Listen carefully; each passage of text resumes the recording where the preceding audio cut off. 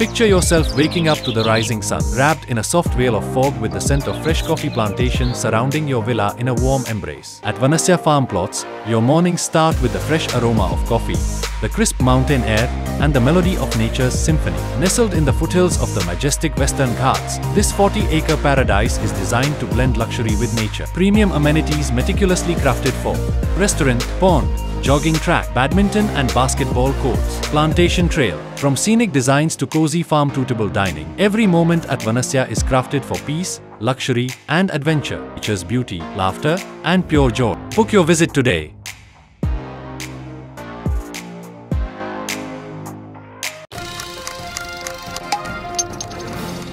ಸ್ನೇಹಿತರೆ, ಮೇ 10ನೇ ತಾರೀಕು early morning ಅಥವಾ ಮೇ 9ರ ಮಿಡ್ ನೈಟ್ ಸ್ವಲ್ಪ ಹೆಚ್ಚು ಕಮ್ಮಿ ಆಗಿದ್ರು ಪಾಕ್ ಧ್ವಂಸ ಆಗ್ತಾ ಇತ್ತು. ಪಾಕ್ ಮೇಲೆ ನೌಕಾಪಡೆ ದಾಳಿ ಮಾಡೋಕೆ ಅಂತಿಮ ಹೆಜ್ಜೆ ಇಟ್ಟಿತ್ತು ಅನ್ನೋದು ಗೊತ್ತಾಗ್ತಾ ಇದೆ. ಖುದ್ದು ನಮ್ಮ ನೌಕಾಪಡೆಯ DGNO director general of naval operations Pramod ಈ ಮಾಹಿತಿ ಕೊಟ್ಟಿದ್ದಾರೆ. ಭೂಸೇನೆ, ವಾಯುಸೇನೆ ಜೊತೆಗೆ ನಾವು ಕೂಡ ರೆಡಿ ಇದ್ವಿ. ಕರಾಚಿಯನ್ನು ಕೂಡ ನಾವು ಟಾರ್ಗೆಟ್ ಮಾಡ್ಕೊಂಡಿದ್ವಿ. ಆದರೆ ಕೊನೆ ಕ್ಷಣದಲ್ಲಿ ಪಾಕಿಸ್ತಾನ ಕದನ ವಿರಾಮಕ್ಕೆ ಮನವಿ ಮಾಡಿಕೊಂಡಿದ್ದರಿಂದ ನಾವು ಸುಮ್ಮನಾದ್ವಿ ಅಂತ ಹೇಳಿದ್ದಾರೆ. ಆ ಮೂಲಕ ಪಾಕಿಸ್ತಾನಕ್ಕೆ ಬೀಳಬೇಕಾಗಿದ್ದ ಅತಿ ದೊಡ್ಡ ಪೆಟ್ಟು, ಅಂತಿಮ ಏಟು ಕೊನೆ ಕ್ಷಣದಲ್ಲಿ ಮಿಸ್ ಆದಂತಾಗಿದೆ. ಹಾಗಂತ ಕರಾಚಿಯನ್ನು ಮುಟ್ಟೇ ಇಲ್ಲ ಅಂತಲ್ಲ. ಏರ್ ಸ್ಟ್ರೈಕ್ ಮೂಲಕ, ಮಿಸೈಲ್ ಸ್ಟ್ರೈಕ್ ಮೂಲಕ ಕರಾಚಿಯಲ್ಲಿ ಒಂದು ಮಿಲಿಟರಿ ಕಂಟೋನ್ಮೆಂಟ್ ಇದೆ, ಅದಕ್ಕೆ ಮಾತ್ರ ಡ್ಯಾಮೇಜ್ ಅನ್ನ ಏರ್ ಫೋರ್ಸ್ ಮಾಡಿದೆ. ಆದರೆ ನೇವಿ ಕರಾಚಿ ಬಂದರನ್ನ, ಕರಾಚಿ ಆರ್ಥಿಕ ರಾಜಧಾನಿ ಪಾಕಿಸ್ತಾನದ್ದು, ಅದನ್ನ ವಿಧ್ವಂಸ ಮಾಡೋ ಕೆಲಸಕ್ಕೆ ರೆಡಿ ಆಗಿತ್ತು, ಬಟ್ ಹೊಡೆದಿಲ್ಲ ಅಷ್ಟೇ. ಸ್ನೇಹಿತರೆ, ನೌಕಾಪಡೆಯ ಈ ಮಾತಿದೆಯಲ್ಲ, ಒಂದು ವೇಳೆ ಜಾರಿಗೆ ಬಂದಿದ್ರೆ ಯುದ್ಧ ಅಲ್ಲ, ಜಗತ್ತಿನ ಭವಿಷ್ಯವೇ ಚೇಂಜ್ ಆಗ್ಬಿಡ್ತಾ ಇತ್ತು. ಯಾಕಂದರೆ ನಮ್ಮ ಭೂಸೇನೆ, ವಾಯುಸೇನೆ ದಾಳಿ ಮಾಡಿದ್ರೆ ಅಲ್ಲಿ ಪಾಕ್ ಸೇನೆಗೆ ಮಾತ್ರ ಹಾನಿ, ಆರ್ಥಿಕವಾಗಿ ಒಂದಷ್ಟು ಪೆಟ್ಟು. ಆದರೆ ನೌಕಾಸೇನೆಯ ದಾಳಿ ಪಾಕಿಸ್ತಾನದ ಬುಡವನ್ನೇ ನಾಶ ಮಾಡಿಬಿಡ್ತಾ ಇತ್ತು. ಪಾಕಿಸ್ತಾನ ವ್ಯಾಪಾರ, ತೈಲ ಪೂರೈಕೆ ಎಲ್ಲ ಬಂದ್ ಆಗ್ತಾ ಇತ್ತು. ಬಟ್ ಕೊನೆ ಕ್ಷಣದಲ್ಲಿ ಆ ನಿರ್ಧಾರವನ್ನು ಕೈ ಬಿಡಲಾಗಿದೆ.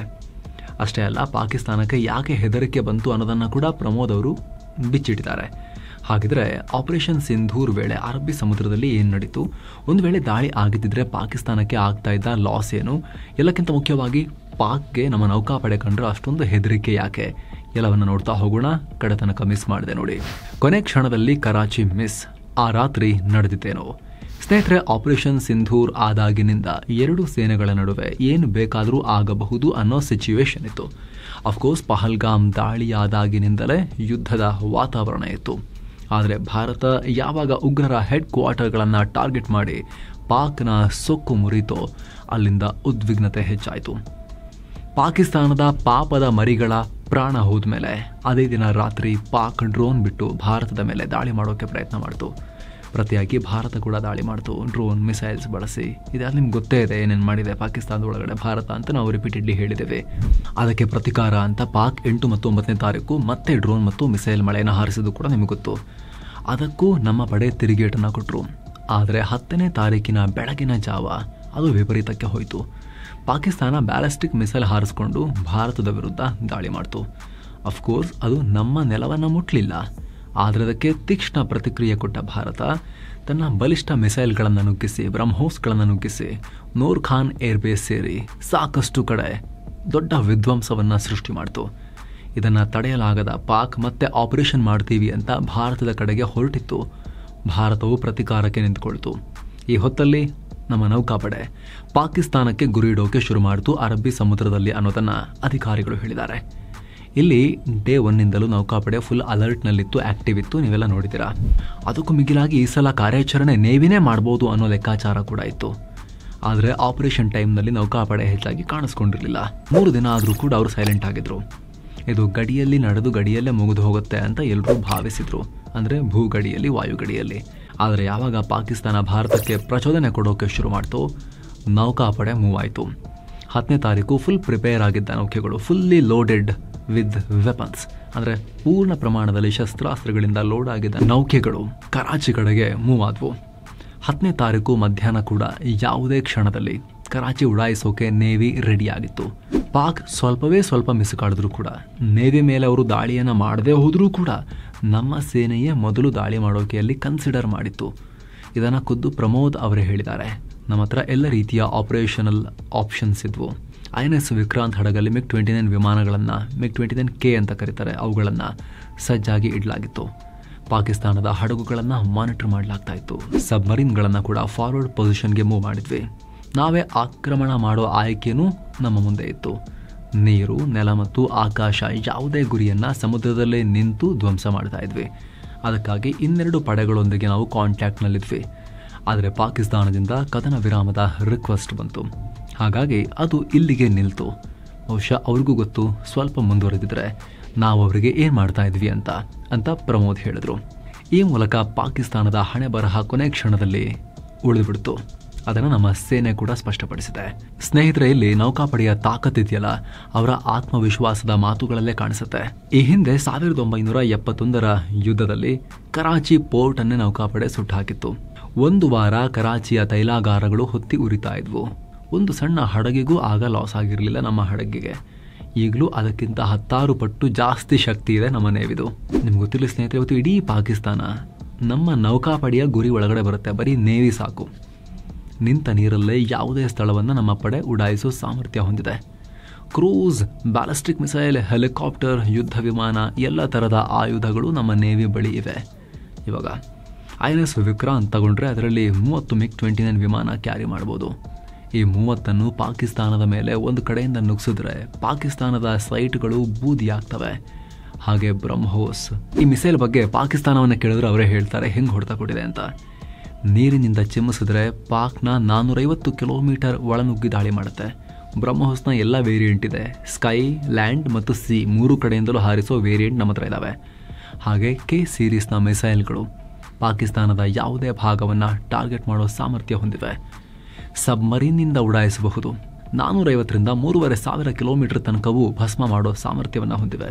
ಸೊ ಪಾಕಿಸ್ತಾನದ ಯಾವುದೇ ನಗರ, ಯಾವುದೇ ಕಟ್ಟಡ ಎಲ್ಲಿಗೆ ಬೇಕಾದರೂ ಬರೀ ನೇವಿ ಸಾಕು ಹೊಡೆಯೋಕೆ. ಇಲ್ಲಿ ಕೇಳ್ಬೋದು, ಪಾಕಿಸ್ತಾನ ಕೂಡ ಅದೇ ರೀತಿ ಮಾಡ್ಬೋದಲ್ವಾ, ಅವರ ಹತ್ರನೂ ನೇವಿ ಇದೆಯಲ್ವಾ ಅಂತ. ಸ್ನೇಹಿತರೆ, ನೇವಿ ಹೆಸರಿಗೆ ಮಾತ್ರ ಇದೆ, ನಮ್ಮ ಕಂಪೇರ್ ಕೂಡ ಮಾಡೋಕ್ಕಾಗಲ್ಲ ಅವರ ನೇವಿಯನ್ನು. ಭಾರತದ್ದು ಬ್ಲೂ ವಾಟರ್ ನೇವಿ ಅಂದರೆ ವಿಶ್ವದ ಎಲ್ಲೇ ಯಾವುದೇ ಜಲಭಾಗದಲ್ಲೂ ಮೂವ್ ಆಗಿ ಕೆಲಸ ಮಾಡುತ್ತೆ. ದೇಶದ ಕಡಲ ಸೀಮೆಯನ್ನು ಬಿಟ್ಟು ದೂರಕ್ಕೆ ಹೋಗಿ ಆಪರೇಟ್ ಮಾಡೋ ಸಾಮರ್ಥ್ಯ ಹೊಂದಿದೆ. ಆದರೆ ಪಾಕಿಸ್ತಾನದ್ದು ಗ್ರೀನ್ ವಾಟರ್ ನೇವಿ, ಅವರ ಕಡಲ ತೀರ ಬಿಟ್ಟು ಆಚೆ ಜಾಸ್ತಿ ಅವರಿಗೆ ಏನು ಮಾಡೋಕ್ಕಾಗಲ್ಲ. ಜೊತೆಗೆ ಪಾಕಿಸ್ತಾನಕ್ಕಿರೋದು ಒಂದೇ ಒಂದು ಕರಾವಳಿ ತೀರ, ಅರಬ್ಬಿ ಸಮುದ್ರ ತೀರದಲ್ಲಿ. ಅಲ್ಲೇ ಎಲ್ಲ ನೇವಲ್ ಫೆಸಿಲಿಟೀಸ್ ಕೂಡ ಅವ್ರದ್ದಿದೆ. ಅದನ್ನು ಉಡಾಯಿಸಿದ್ರೆ ಆಯಿತು. ಒಂದೇ ಒಂದು ಪ್ಯಾಕೇಜ್ ಕಳಿಸ್ಬಿಟ್ಟು ಒಂದು ಅರ್ಧ ಗಂಟೆಗಳ ಕಾರ್ಯಾಚರಣೆಯಲ್ಲಿ ಇಡೀ ಕೋಸ್ಟ್ ಲೈನ್ನಲ್ಲಿ ಎಲ್ಲೆಲ್ಲಿ ಅವರ ನೇವಲ್ ಫೆಸಿಲಿಟಿ ಇದೆಯೋ ಎಲ್ಲವನ್ನು ಉಡಾಯಿಸೋ ಸಾಮರ್ಥ್ಯ, ಅರ್ಧ ಗಂಟೆಲಿ ಉಡಾಯಿಸೋ ಸಾಮರ್ಥ್ಯ ನಮ್ಮ ನೇವಿಗಿದೆ. ಅವರ ಹತ್ರ ಸರಿಯಾದ ಏರ್ ಡಿಫೆನ್ಸ್ ಸಿಸ್ಟಮ್ ಇಲ್ಲ. ಈಗ ಸಾಬೀತಾಗಿ ಹೋಗಿದೆ ಅವರ ಏರ್ ಡಿಫೆನ್ಸ್ ಕ್ವಾಲಿಟಿ ಏನು ಅಂತ.